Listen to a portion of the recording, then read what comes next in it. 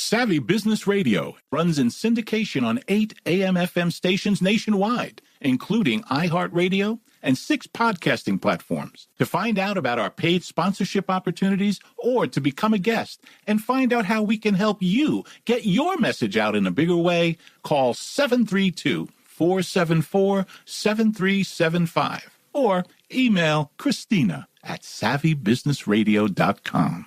Today we're joined by Paul Mladjenovic. He is a national seminar leader, author, and consultant. His specialties are in investing and home businesses. Since 1981, his company has helped thousands build wealth through national seminars, workshops, and investment conferences. Paul's books include Zero Cost Marketing, The Unofficial Guide to Picking Stock, Stock Investing for Dummies. Since 2000, Paul has made numerous forecasts, such as predicting the bear market of 2000 and the recession of 2001, just to name a few. You can find out more about Paul and his business at the ravingcapitalist.com. Hi, Paul. Welcome back to Savvy Business Radio. How are you today? Oh, it's a pleasure to be on your program again. Thank you kindly for having me. Oh, you betcha. For the audience who hasn't seen you in person and been on our past broadcast together, I think it was last year, or was it the year before, we got together for a live show in Manhattan, was it? Yes, exactly. And, it was a pleasure. I love live programs, much as I love these kind of programs as well. So Thanks again for that. You betcha, Paul. Let the audience know a little bit about your background if they don't know where you come from. You've written several books. You've been teaching on finance for over 40 years. Share a little bit about your background with our audience. Well, let's see. I don't know how far I go back, but I'm a certified financial planner. And yes, I've been doing education on investing and business topics going back to the mid-1980s. Mm-hmm. And probably your audience will have an easier time recognizing me from ways that don't put my name up front, like books like Stock Investing for Dummies, Micro-Entrepreneurship for Dummies, and a batch of other ones. And my main site is Raving Capitalist, ravingcapitalist.com. And the reason why, as I tell in my seminars, I was born in a communist country. That's how you become a raving capitalist. So, and good to be on board with another phenomenal capitalist too. So thank you again. You betcha, Paul. And actually, you're absolutely right about that. That's why we wanted to have you join us for our Heartbeat of the World segment here. And it's really a segment to focus on some of the world's challenges as well as the U.S. And we put out a survey to our audience, and we got back some of the things that were most concerning to people were economics, makes sense. A lot of people out of work, having difficulty with finance, and of course, education being some of those as well as other issues. But you being the raving capitalist, I thought you would really be the person to help people feel at ease and talk to them a little bit about where you see our economics going. Things are changing now. We have a new administration. What is your take on what's happening right now and possibly the future for economics in the United States? Well, here's the thing. The last few years, I know it wasn't a secret online. I was concerned about how economics were going. Mm-hmm. And the bottom line is that my background coming from a communist country, which is really like a form of statism, when government gets too big, and it creates, more poverty and oppression than relieves it.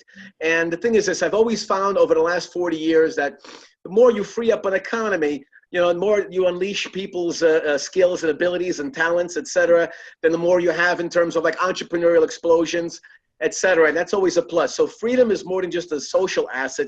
It's an economic asset. Mm-hmm. And I think that since the new administration came in, I'm noticing more of, obviously, many people realize it, whether they agree with the president or not. The point is that from a policy point of view, having more of a pro-business and pro-trade and a pro-tax cut environment actually is very good for the economy in many respects in that regard. The more people can keep of the fruits of their labor, the more they can invest, pay down their debts, and put into their 401k plan.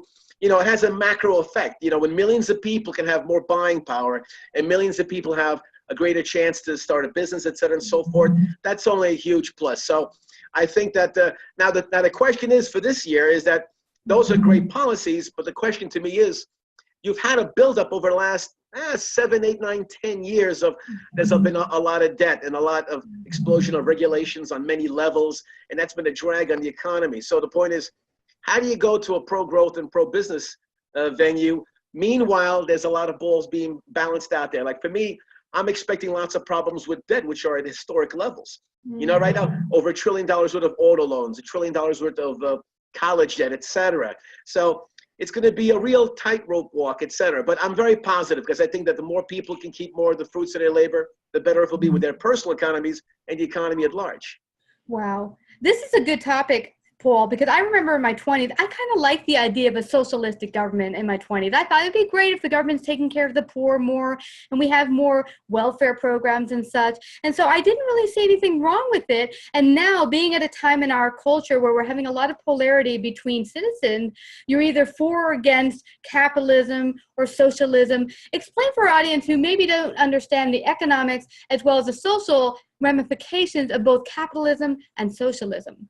Exactly. I know for a lot of people, those are very heady terms. You know what I mean? And they think, oh my God, he's going to talk like a professor with like, you know, like out of a college textbook, and he's going to bore the hell out of me. And that's not so much true. It's really quite interesting in this. Probably even before people have to understand capitalism and socialism, they just need to know something very common, really, which is this. Every economy throughout world history, no matter whether it's the caveman days or modern economies like today, every economy has to have a balance between consumption and production. Remember supply and demand? Oh, yeah. And the thing is this. Now, people say, oh, no, consumption and production. Oh, no, he's going to really whack me with these terms. No, what is consumption? You and me, we love stuff, right? We want food. We want flat screen TVs. You know, there's a lot of vacations, things for our kids, and 1,000 things. So it's easy to understand consumption, right? All of us have it, no matter where we are on the globe. But now production, that's the real issue. How do you produce all of these things? And the thing is this, and every time you've seen it, and again, coming from Yugoslavia, which collapsed, you know, most communist countries collapse. I mean, actually, almost all of them, you know. And the thing is this, when you have everybody needing stuff, you know, and it explodes, and more people are dependent, et cetera, and the amount of production goes down, you have less and less people producing, that's where you have a problem, and that's where you're going to have an issue. So in capitalism, what it basically says is, yeah, go ahead and produce and make a profit. You know what I mean? In other words, and what you end up finding out with capitalism is, I can tell you in 3 words, which is mutual voluntary exchange. In other words, if I want to consume, I got to produce. You know what I mean? And it's a constant change between buyers and sellers. So you always have a balance in there. And that in turn, and production, remember I said production? That's the key to economic success. You know, people forget that. If you have production going on, that means more goods, more services, more than people can consume. You know what I mean? So in a capitalist country, you walk into a store and say, oh my God, there's 1,000 different kinds of mustard. There's 87 different kinds of ketchup. And there's aisles and aisles of food to eat. So the question becomes, oh my God, what do I eat? Whereas in a socialist country, the question you walk in, you go, can I eat? You know, because when you benefit consumption, in other words, you say, I'm going to give you free stuff. I'm going to give you jobs. I'm going to give you benefits. I'm going to give you unlimited whatever from a government largesse. But meanwhile, you say, well, we got to increase tax rates on the producers, you know. So what you're going to have is this, more and more people who are dependent and less people who can produce. And this has actually been really the hallmark of whether you're going to have prosperity or you got to have an economic crisis, you know. And, you know, for people, if they want to learn to see this, if they do any search on their favorite search engine and they type in world's most prosperous economies, you will find, like the top 10 or top 20, you'll find almost without exception that they are all degrees of capitalism. You know, United States, Japan, Taiwan, Canada, these are all, you know, by and large, on balance, capitalist countries. You know, and I don't mind socialism as a part of it, you know, for the social net, et cetera, for the people. That's important. But the thing is this, if the entire economy becomes socialist or statist, like a government, then who's there to carry the freight? And then it collapses. Good examples are Venezuela and like North Korea. All right. Now, if they do another search in there and type in world's poorest countries, you will find that overwhelmingly 19 out of 20 of them, you know, and probably 20, except for some extenuating circumstances, they're overwhelmingly socialist, or their more severe cousins, like as fascism and communism. You follow? Because the government, people think that the government gives you stuff, but the only way the government can give you stuff is if it first takes away from someone else. And sooner or later, people figure out, well, geez, if I keep on producing and they're taking it away from me, and those people are there getting free stuff, I go, how do I become one of those people? And then you have more and more people who say, why bother producing? Let me become a consumer and let the government take care of me. But then what ends up happening is that no one's doing any producing, and you have a collapse, an economic collapse in that regard, you see? So the point is this: yes, we need to help everybody in society, but what's the best way to help people in society? You make sure that the overwhelming bulk of the economy is geared toward production, and capitalism in the last, 2,000 years has been proven to be the greatest model you can, in terms of human terms anyway. No one will ever find a perfect human system. There is no such thing. But you can get pretty close. And a free market capitalism builds wealth, and everything else are gradations of basically dissipating it or not growing it as well. Yeah, absolutely. I love this because it really talks to the fact that someone had said to me recently, she saw capitalism as being greedy, and greedy is just greedy. See, greed is a human condition. Yeah. Believe me, there are greedy capitalists, they're greedy communists, they're greedy socialists, exactly. there are greedy fascists. I mean, greed is there. But the point is this: who would I rather deal with? A greedy capitalist or a greedy, say, statist? Because a greedy capitalist, if they want my money, they have to please me. They can't take it away from me. You know what I mean? Unless I voluntarily give it to them. Remember, mutual voluntary exchange. Yeah. But in socialism, you're talking about coercion, control, and confiscation. If they want your stuff, they'll just take it. You follow? And people forget that, Yeah, absolutely. And it also allows for businesses to fully grow and use their talents and gifts in unique ways, because you have competition, which is very important to a part of Exactly right. Because if you and I come across a business we hate, we don't have to deal with them at all. You know what I mean? Yeah. Whereas if we don't like the government, we're still forced to pay taxation, whether they're doing a good job or not. We have no choice in that regard. Yeah. And so when you have that kind of dynamic in place, then, and you're right, competition. If this business doesn't do right by me, I'll go someplace else. And you know what I love too? How many consumers hate all the businesses, then they started business. There's a lot of successful businesses that started because the consumer hated those businesses and they did it themselves and they did a better job. So that kind of environment, the competition, exchange, is exactly what you need in an economy. And then everything grows and everybody wins. Absolutely. And you talked a little bit at the start of our conversation about the debt. And oh my gosh, the debt is $20 trillion. I mean, it's hard to wrap your mind about what trillion is when most people haven't had millions in their bank, let alone billions. Yeah, exactly. How do we even begin to get out from under this rock of debt? How do we begin to do that as a country and as individual people? Well, here's the thing. Well, first of all, you have to stop spending as much. You know what I mean? And believe me, there are many places for savings in the federal government. I mean, I cannot tell you how many studies I've seen where they spend $87 million on the sex life of snail darters and things of this nature. You know what I mean? In other words, why are you doing that? You know what I mean? There's a lot of pork, fraud, and waste on many levels, and all of us can find our own examples of this. I don't care whether you're Democrat, Republican, or left wing, right wing, or chicken wing. It doesn't matter. You know what I mean? We can find our stuff there that needs us. The point is that they should spend no more than they take in. You see, and this is why, in capitalism is decentralized. In other words, if this business here is mismanaging their finances and they're running into debts, they go bankrupt. You see, but that doesn't affect the economy, because for every business that goes out of business, there's another one that can step into its place. So you have decentralization going on. But part of the reason why you see collapses happening in places like Venezuela, and why Yugoslavia collapsed, the Soviet Union and the Roman Empire, is because you had centralization. Because the thing is this: when they spent it all, they kept on growing the debt and you couldn't stop it. And it was all a centralized authority. And so in other words, the only way, if an entity went bankrupt, that affected everybody, because it was centralized and burden was on there. And this is the problem now. At the federal level, because they kept on spending more. See, when they spend more than they take in a given year, that means you have a deficit. What do we say about the deficit? Well, your national debt is accumulated deficits over many decades at this point. And you got to the point where it's 20 trillion. So the point is, what happens with all the people who owe this? Now, this is mostly in things like treasury bills, treasury bonds, and other forms of debt. And that has been, and there are many portfolios that have this debt in the United States. And a lot of this debt is in China and other parts of the world, et cetera. But what happens if that money starts to come back here?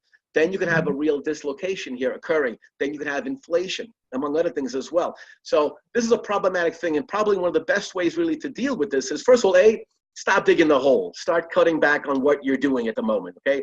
And then secondly, start to free up and expand the economy. So when the economy grows, tax revenues come in, and more tax revenues can be able to slowly get it down to a manageable level if that occurs. Mm-hmm. And part of my problem was that last year, between the candidates that were vying for the presidency, one of them wanted to increase taxes and the other one wanted to cut taxes. Now, sometimes that sounds like almost, hard for people to put around. I mean, but because wouldn't you want to raise taxes?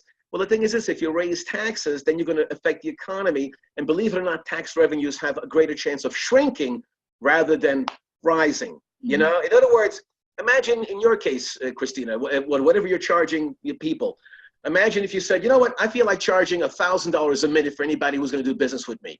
Mm-hmm. Well, that's great. That's a great price, but are you going to get it? And the point is, it doesn't matter what you're going to charge. It matters what revenues come in. Mm-hmm. This is why, if you notice that whenever businesses need more money, they run sales. They lower their prices. Mm-hmm. Why? Because when they lower their prices, you have more and more people who say, oh, I got to buy more stuff. And all of a sudden, their revenues grow. In the government, it works almost opposite. When you start seeing differences between participants in a capitalist society and differences in a socialist one, in socialism, they'll raise taxes because they think that's going to bring it in. But then people then start to resist. It's amazing how many people. Good example. I remember, again, the examples like this across the globe and across the recent centuries. Like, for example, a few years ago, Maryland did a millionaire's tax. All of a sudden, the year after they did that, they found that they were less and less millionaires in Maryland. We wonder why, because they figured, why stay there and pay the heavy price? They went elsewhere. You know what I mean? Wow. Look at Texas has much lower taxes than California, right? But a lot of people leave California because it was getting crazy with the taxes, and they went elsewhere where they can keep more of the fruits of their labor. So these are lessons for policymakers. When you raise taxes, you're basically increasing the incentive for having people find ways to not pay it. So all of a sudden, you're more likely than not having your revenue shrink than growing. So then you put at risk the very people who are dependent on you in the public sector if they're getting less revenues to be able to pay for that. You follow? Yeah, absolutely. In fact, it seems to me like the whole taxing of people over and over again is against capitalism because it's taking away from the fruits of your labor and not allowing you to put as much buying power into the society. Exactly. I mean, exactly right. The point is like, look, if I'm going to work hard, I want to be able to keep more of the fruits of my labor. And people just state it that way, because people think that it's greedy that you want to keep more of your money. But there's also greed for people who want more free stuff too. I mean, again, it's a human condition, but the incentive has to be, look, if I tell everybody in society and I said, listen, I want you to work hard, but I'm going to take away 90% of your revenues. How hard are they going to work, Or if I told people over here, I said, listen, your taxes are only 10%, but yeah, you don't have to work. But if I'm not giving them money, they'll have to produce. And the thing is, you want the incentives for production, because what's going to expand the economy, create more jobs, and create revenue to help the people who really need it in the public sector. So that case, everybody would win. And I found for myself, what I ended up doing a number of years ago is I cut up my credit cards and I started to look at ways in which I didn't need to spend, like my cable bill. I wasn't watching cable and I'm spending $160 a month. My phone bill, I started to negotiate and go from phone company to phone company saying, where can I get a better deal? And I said to myself, walking in there saying, I didn't want to spend more than X, Y, Z. So you can do this in the capitalist society. I went to like 4 different shops, and when I got to AT&T, they said, we have a plan here, pay as you go per month. You have a phone. I don't use it a lot, and I end up spending $50 plus I got a phone. Right. So yeah. Exactly. So for you and me running a business and running budgets, you always think, oh wait, can I afford this? What do I need? Can I get a cheaper alternative?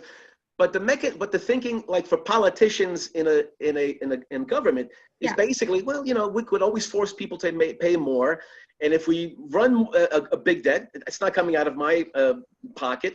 We'll just run more debt, and I'm going to leave in a few years anyway. So in other words, there are no incentives to shrink, budgets in that regard. And then you also have it where there's lots of incentives to spend more. In other words, if a bureaucrat loves their venue and they want to find ways. A good example, I remember talking to a colleague of mine, and they were getting money from the state for their city because he worked in municipal government. Mm-hmm. And the government and the state government said to them, look, if you don't spend this, we're going to take that money back. So what they said was, oh, well, the right thing should have been, so take it back so you can give it back to the taxpayers. No, so what they did, they found ways of spending it.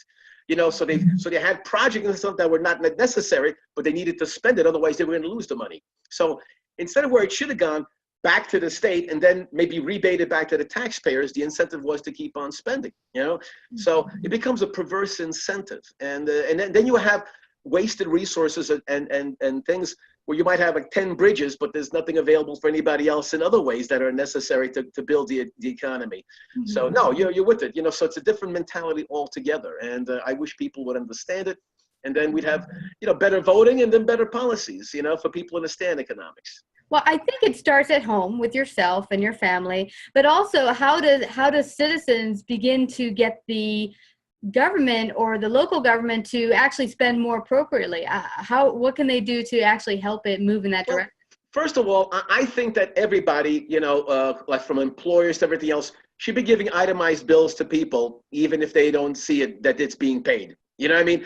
In other words, like, for example, if I was an employer and I was paying out wages, there's a lot of employees who just get their net pay, but they have no idea what taxes are taken out. So they don't see that. Like, for example, the debate over the minimum wage, for instance. Many people want like $15 minimum wage, all right? But the thing is what they don't understand is, for an employer, they're not paying $15. They're paying the labor cost, which is typically could be 20, 21, 22, 25, depending on what state they're in, you see? So in other words, if they can't afford it, then you can't get yourself a job, in that regard.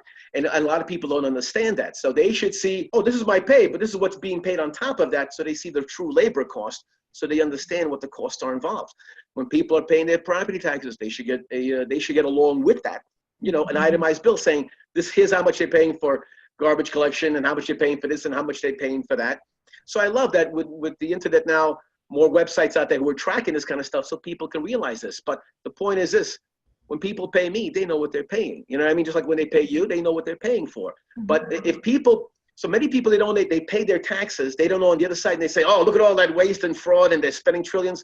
But they don't even get like a itemized statement for where their money is actually going, And if they knew that, then maybe then it would be a quiet revolution, and people, because an informed voters is something a lot of politicians are not crazy about. But you and I, we said, right, it's kind of funny. For you and me, we say people aren't informed enough. But others say we don't want them informed enough at all. So more information, the better decisions we'll make, both at the voting booth and with our pocketbooks, right? Absolutely. Well, that makes so much sense, Paul, what you're saying there, because I remember working for the Associated Press. They used to give me an itemized actual check with everything broken down. Now everything's done electronically. Everything ends up and thrown into your bank, PayPal, whatever, and you don't see the itemization as much. But when I worked at the Associated Press, I saw that their health benefits were among the best I've ever seen in any company. And they were paying me, like, I think my pay was around $50K, but with the health benefits and all the other benefits, it was well near $100K.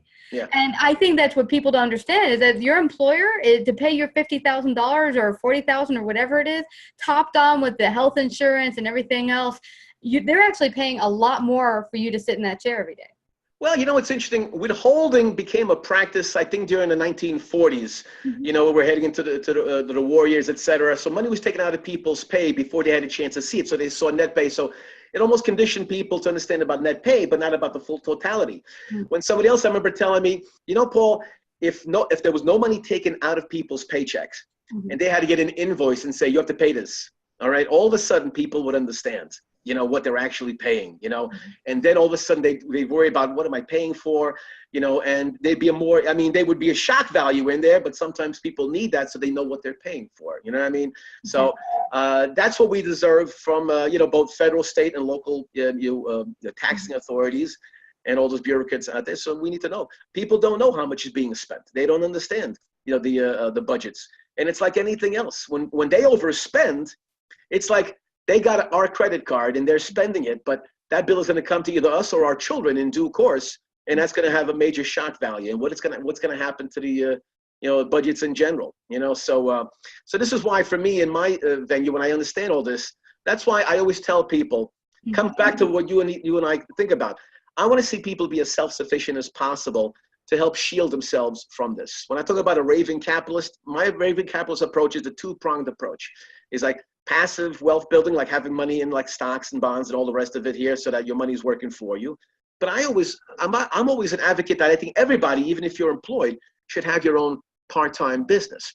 Why? Because, you know, if you lose your job tomorrow because the economy has sputtered or gone into recession, it's good to have, see, right, because I'm a certified financial planner, and you always hear from CFPs about being diversified, right? You should have stocks and bonds and all the rest.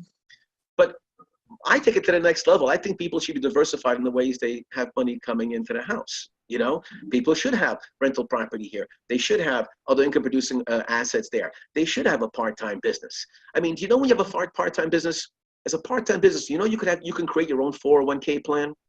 And people don't realize that, even if you're working from home on the kitchen table, you know, in other words, that way they're diversified away from their job. Because if all your money is coming from that job, no matter how safe you think it is, you know what I mean? If you don't have other venues, then what? You're at risk. You're not properly diversified. So get yourself a part-time business on the weekend so you can have some fun, make some money. You know, it also has tax benefits too as well. And you can be able to build wealth in that regard. And you're diversified because that way, no matter what the political system and who's in power, people you like or people you hate, you should still find ways to be able to insulate yourself from those situations. Like right now, there's millions of people who are either on public assistance or they're retired, which means what? If there's a crisis with Social Security, or if municipal budgets start to fall apart and they can't pay you and you're getting used to that, you know, I tell, even if you're getting your money from what you think is a secure source, like that public assistance program or Social Security, the point is this: if the day comes that these things are shaky, because there's massive debt on many levels, you know, Social Security has more debt than it can possibly pay back, beside the federal government debt and beside Medicare debt. And a lot of municipalities out there, they're heading into deficit spending, and that's even tougher, you know. So the more you're insulated from that, you know, in other words, becoming your own raving capitalist, taking your time, talent, effort, skills, and turn it into money-making activities, using your all your desires and dreams, aspirations, and imagination and creativity, you can be more self-sufficient. That way, when things do have a problem or falling apart, and there will be problems that in some cases are built into the system, that no geniuses can fix some of these things now. Bond problems and problems with a lot of these agencies, you know, those are going to start taking hold. So the more you're self-sufficient, the better off you're going to be along with your family, right? Yeah, absolutely. And one thing I really like about what you do, Paul, is you give people empowerment. You don't have to be a victim to the system. I like that. You don't have to be a victim to the system. It sounds like a bumper sticker. No, even people who I know who are dependent on something. I says, start a business on the side. Doesn't hurt. Yeah, I'm sorry. Go ahead. No, I was just going to say, I have a good friend who's a really awesome saver, spends responsibly, but her husband got sick and he was out of work for almost a year, and they had to use most of their savings. If she had that other source of income, they could have kept their savings, left it alone. That could be their retirement for a new house or whatever, but now they had to use it. So it gives you the extra added buffer and comfort that you're protected. Exactly right. Yeah. So again, don't wait for a crisis to start doing stuff. Start doing stuff now. There's a lot that can be done. You know, like, like some of my courses on Udemy. The course I've done the longest was called the $50 Wealth Builder, all about investing even with small amounts. Start with small amounts, okay? But my second longest one was called Home Business Gold Mine, because I think, in other words, take a few hours on a weekend, start something you love to do. You know what I mean? I try to inculcate that in my boys where possible, but the more enterprising folks are, the better off they're going to be. You know what I mean? So again, do it now while the economy is still free and there's still plenty of opportunities abounding, right? Absolutely. And you have a new course that I started to take, and it's to actually help people in this tax season right now, and on Udemy, called How to Make Any Expense Tax Deductible. And so go check it out today, along with a number of your other courses out there in Udemy, and they can catch you at the ravingcapitalist.com, correct? Right, ravingcapitalist.com. Thank you for mentioning it. I appreciate it. And look, I wish everybody prosperity and continued success. I'm glad you had me on. Thank you. Oh, I would just want to thank you again for coming to share your great wisdom today, Paul. Thank you so much. Hey, continued success for you and everybody else in your audience. Go get them. After 5 years of creating exciting business content with amazing businesses from around the world, Savvy is now creating a new video series entitled Heartbeat of the World. This series will feature experts from around the globe. We will highlight and discuss some of the greatest challenges facing the U.S. and the world. Co-create with us and find out more at bit.ly/savvypatron.